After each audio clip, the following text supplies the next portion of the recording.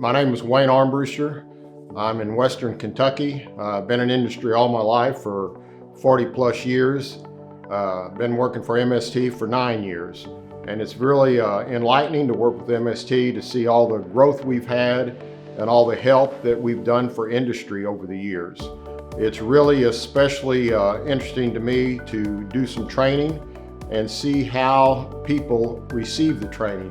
Not only are we lowering the cost and lowering the downtime for industry and helping the industry survive and thrive, but we're empowering people to see people learn something new and able to do something they couldn't do before.